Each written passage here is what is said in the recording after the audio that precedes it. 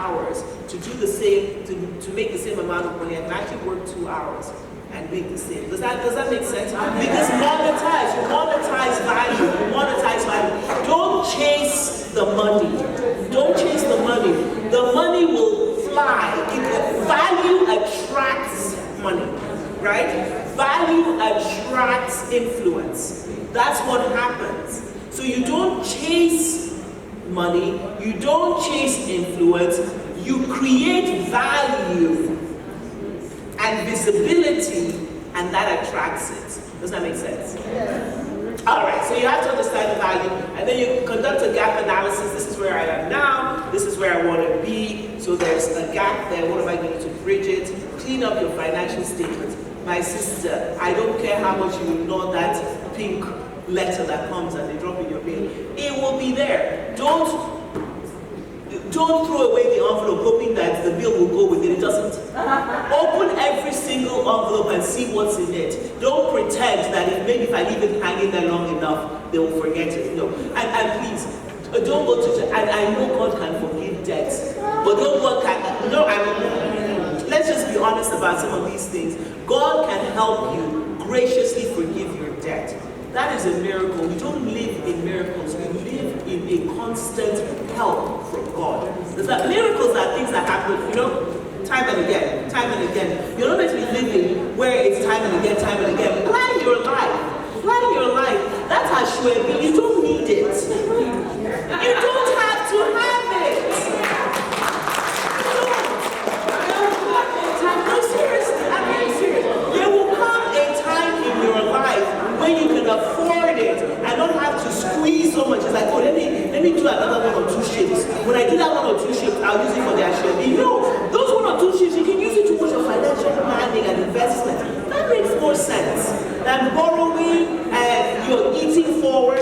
It's one of the reasons there was a year I got rid of my credit cards. I couldn't have them. And for as long as I couldn't have it, I didn't spend, right? The things that you need, they're absolute essentials. The things that you want, they can wait.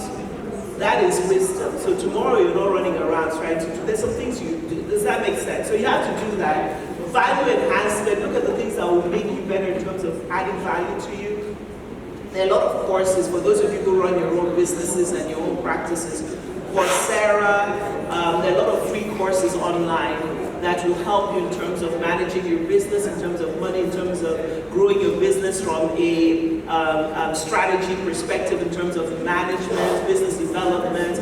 There are lots of free things online. You just have to go in there and you can just every day just add a little value. Okay, so now I'm seeing 20 patients a day. How do we go from 20 to 30 patients? At that point, should I be talking about getting a second nurse practitioner into the practice? Should I be thinking about another, site? Or Dr. Weke is going to be talking about clinical trials. Do I start diversifying into that because it's now a knowledge-based industry? So you start looking at those things, but for you to think about those things, you have to make out time to sit down and say, okay, where are we? This is what our books look like. Because sometimes you think you're making money, you're not really making money. When you sit down and look at it, you're really not making money, and you think you are. So you have to look at it, you have to be honest. And the implementation of the plan, so when you've done all of that, know where you are, establish your goals, put a time frame, keep yourself accountable. So maybe once every Friday, the first Friday of every month, we go through the finances, we sit down, we look at it, where are we, what are we doing, what do we need to add, what are the holes.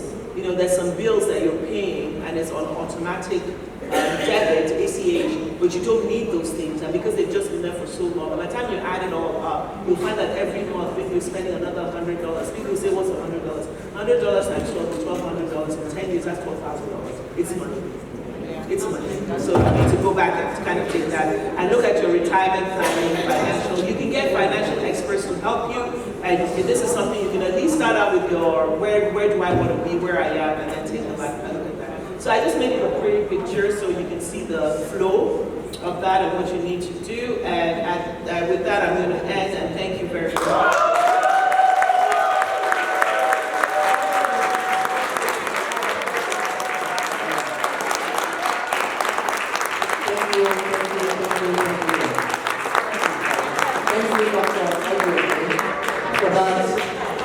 Brilliant